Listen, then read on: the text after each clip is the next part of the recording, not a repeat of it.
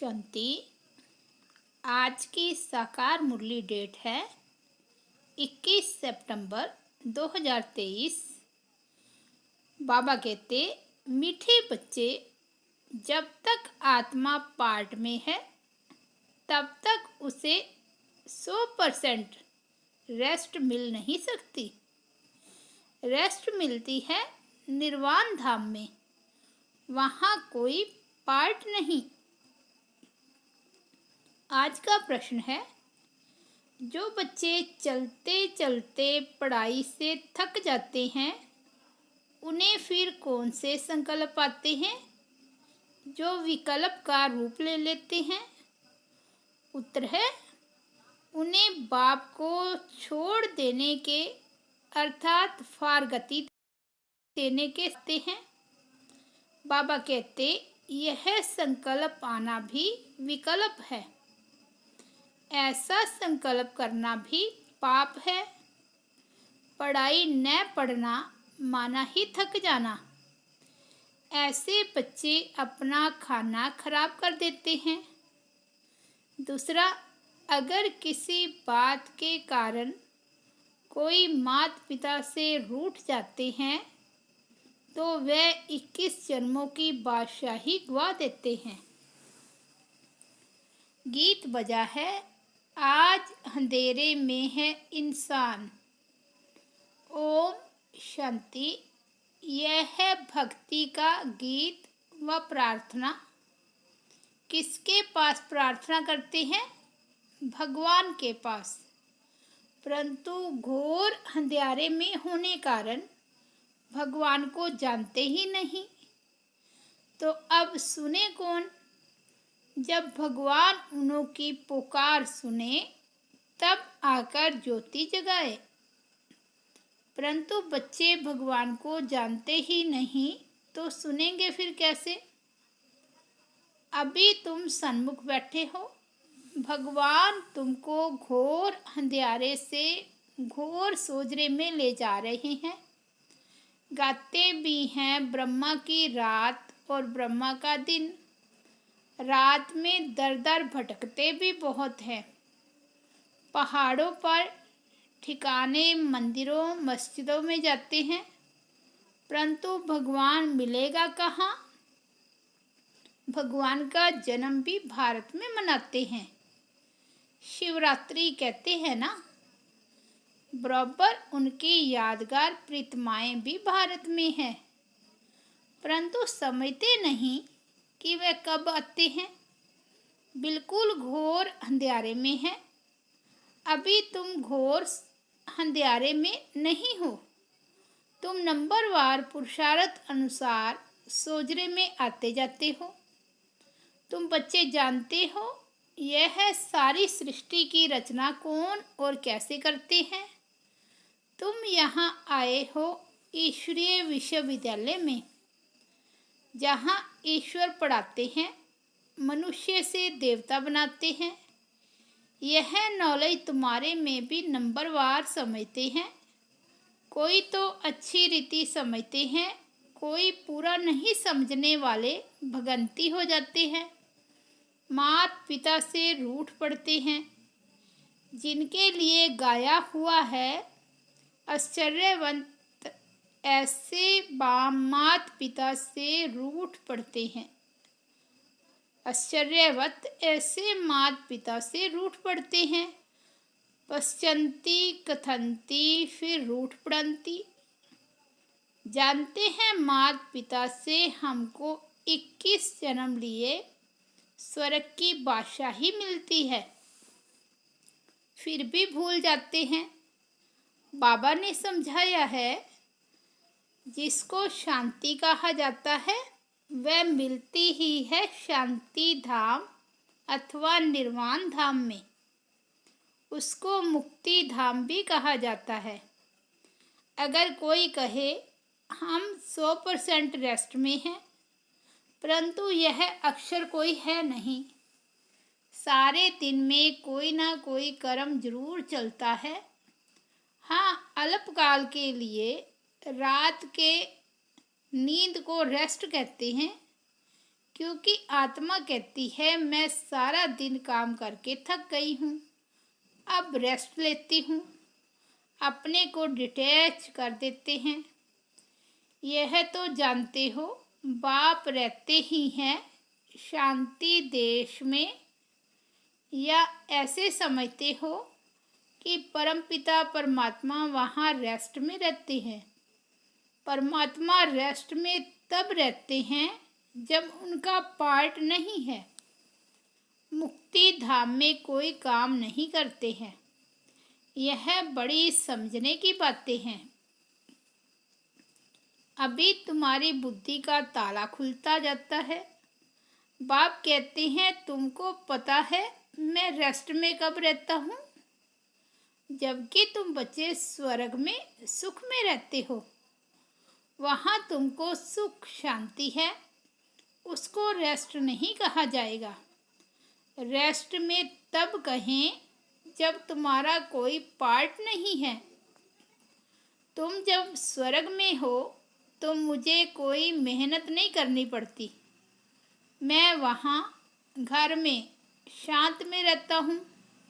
शांति का दूसरा अक्षर वहाँ रेस्ट कहेंगे।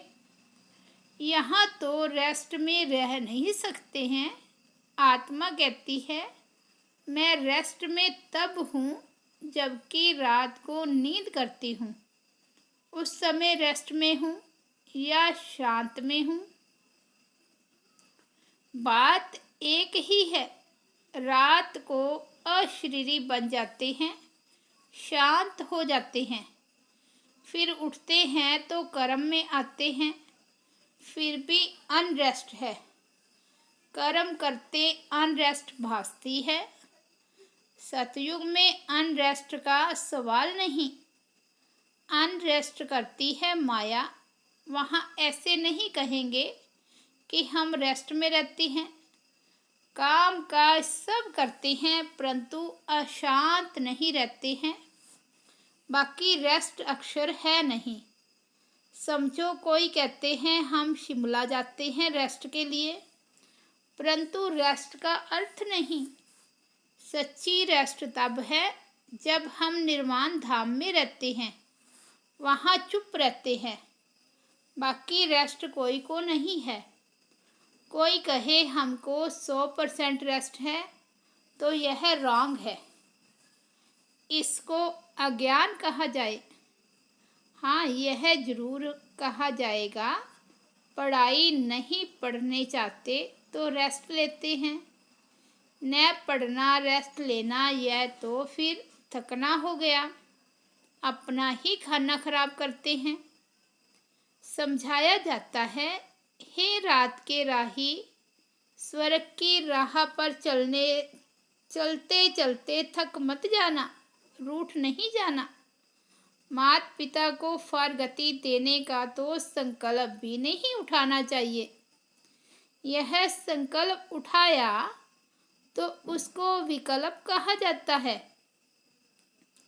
ऐसे माता पिता जिससे स्वर्ग की राजाई मिलती है, उसके लिए संकल्प भी क्यों उठाए। लिखते हैं कभी कभी संकल्प आता है छोड़ दें, कुछ समझ में नहीं आता। अरे समझने का तो यह टाइम है ना। समझना अर्थात पढ़ना। तुम जानते हो हम पढ़ रहे हैं। परमपिता परमात्मा जो ज्ञान सागर है, ऊंचते ऊंच है, उनको कोई भी जानते नहीं। भल ब्रह्मा विष्णु शंकर अथवा लक्ष्मी नारायण को जानते हैं, परंतु भारतवासियों को यह पता नहीं है कि लक्ष्मी नारायण ने राज्य कब लिया और किसने दिया।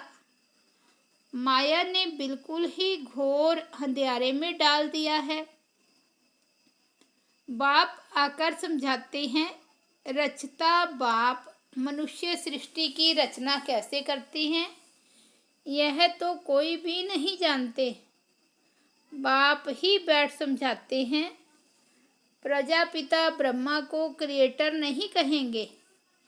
भल प्रजापिता कहा जाता है, परंतु वह रचता नहीं। मनुष्य कहते हैं हमको अल्लाह ने पैदा किया, निराकार फादर को ही रचता कहेंगे। रचता बाप को जरूर मनुष्य ही जानेंगे, जानवर तो नहीं जानेंगे। जानवर तो मुख से नहीं कहेगा कि हमको परमात्मा ने रचा है। मनुष्य कहेंगे हमको भगवान ने रचा है। तो बाप बैठ समझाते हैं, तुम देखो यह रचना कैसे रची। पहले पहले रचना होती है मुख वंशावली की। बच्चे को बड़ा होकर फिर बाप बनना है।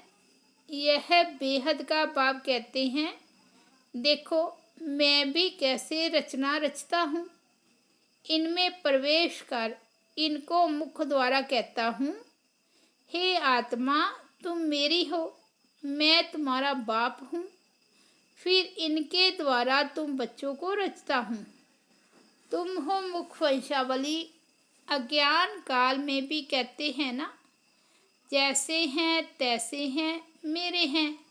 बाप भी ऐसे कहते हैं, तुम ब्रह्मा के बच्चे बन जाते हो तो अभी तुम हो मुख वंशावली, फिर तुम कुख वंशावली भी बनेंगे।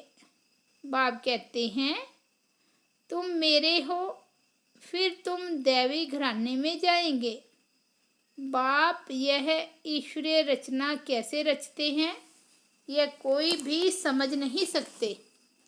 बाप समझाते हैं, यह ब्रह्मा भी कहते हैं मैं भी मुख वंशावली बनता हूँ।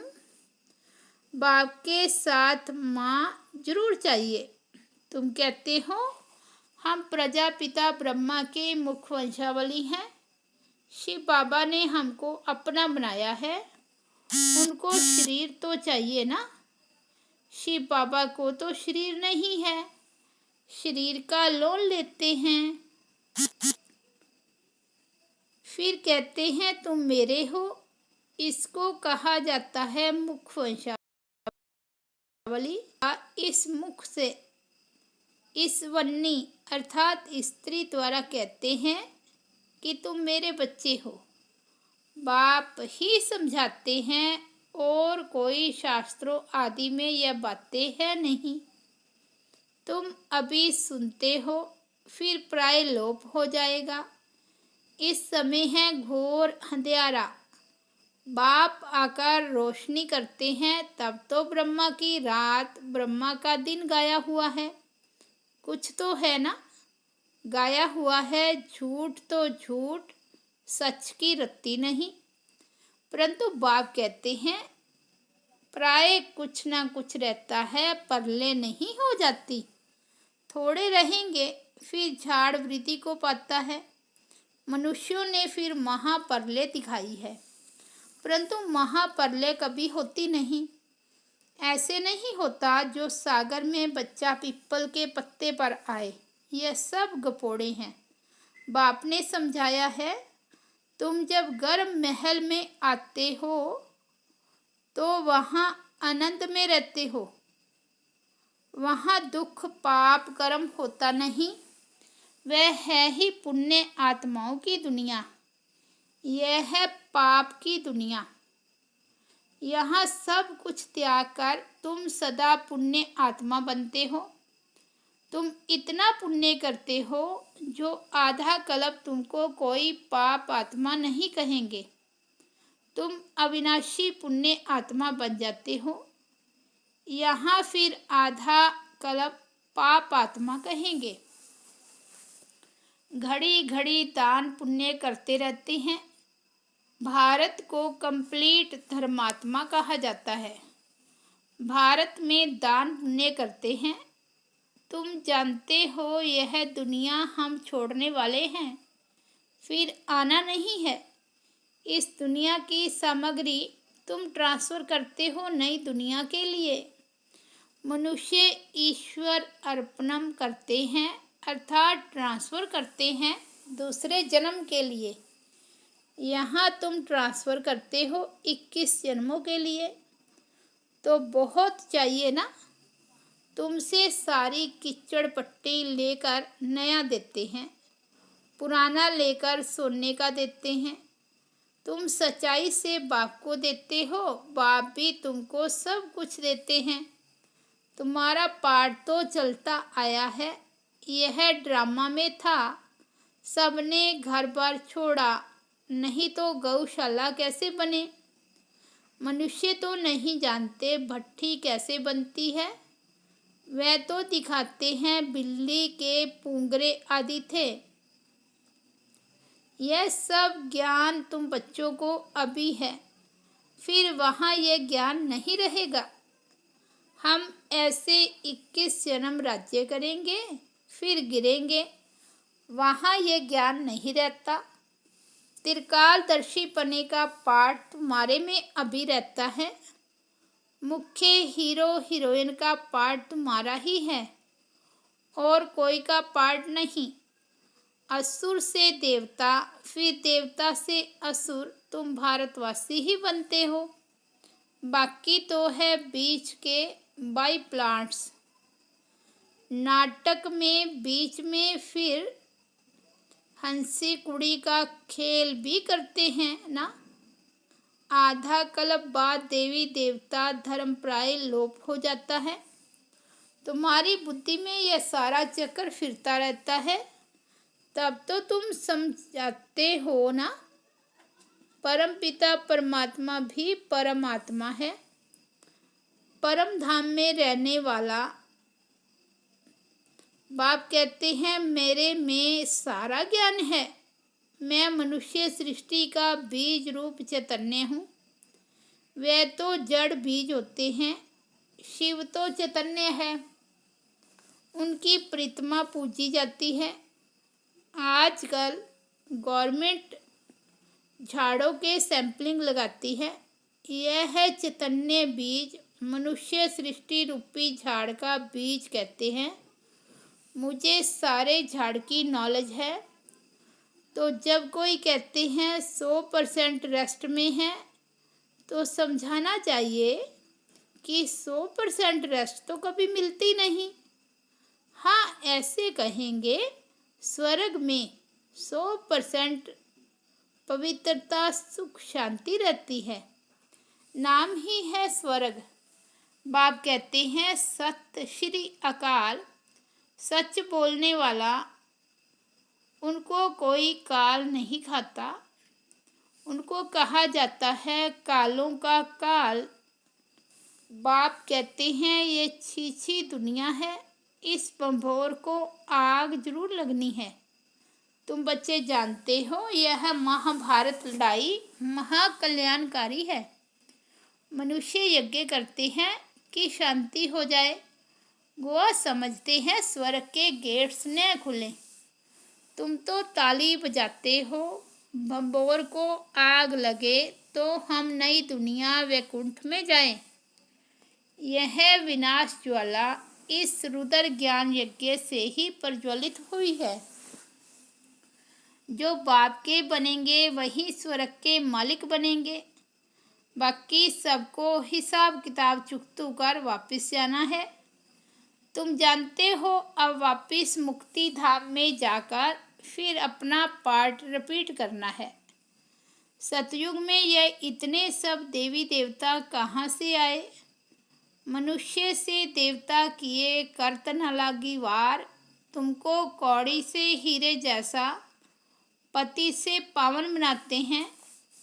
जितना जो नॉलेज धारण करेंगे उतना पद पाएंगे। राजधानी स्थापन हो रही है। तुम जानते हो हम अपने लिए स्वर्ग की स्थापना कर रहे हैं श्रीमत पर। अगर श्रीमत से कोई रूठ कर अपनी मत पर चले तो वह रावण मत हो जाएगी। इसलिए कदम कदम पर तुम श्रीमत लेते रहो। बाप जीते जी तुमको ट्रस्टी बनाते हैं। अच्छा, मीठे मीठे सिकिलदे बच्चों प्रति माता पिता बाप दादा का याद प्यार और गुड मॉर्निंग। रूहानी बाप की रूहानी बच्चों को नमस्ते। हम रूहानी बच्चों की रूहानी बाप दादा को याद प्यार गुड मॉर्निंग और नमस्ते। धारणा के लिए मुख्य सार। फर्स्ट, कंप्लीट दानी बनना है। सच्चाई से सब पाप को अर्पण कर देना। सच्चाई से सब पाप को अर्पण कर नई दुनिया के लिए ट्रांसफ़र कर देना है। दूसरा, जीते जी ट्रस्टी बनना है। कदम कदम पर बाप से श्रीमत लेनी है। कभी भी श्रीमत से रूठ मनमत पर नहीं चलना है। वरदान है, कंबाइंड रूपधारी बन, सेवा में खुदाई जादू का अनुभव करने वाले खुदाई खिदमतगार भव। कंबाइंड रूपधारी बन, सेवा में खुदाई जादू का अनुभव करने वाले खुदाई खिदमतगार भव। स्वयं को सिर्फ सेवाधारी नहीं लेकिन ईश्वरीय सेवाधारी समझकर सेवा करो। इस स्मृति से याद और सेवा स्वतः कंबाइंड हो जाएगी। जब खुदा को खिदमत से जुदा कर देते हो तो अकेले होने के कारण सफलता की मंजिल दूर दिखाई देती है। इसलिए सिर्फ खिदमतगार नहीं लेकिन खुदाई खिदमतगार हूँ, यह नाम सदा याद रहे तो सेवा में स्वतः खुदाई जादू भर जाएगा और असंभव भी संभव हो जाएगा। स्लोगन है, कर्म योगी बनना है तो कमल आसनधारी अर्थात न्यारे और प्यारे बनो। अच्छा, ओम शांति।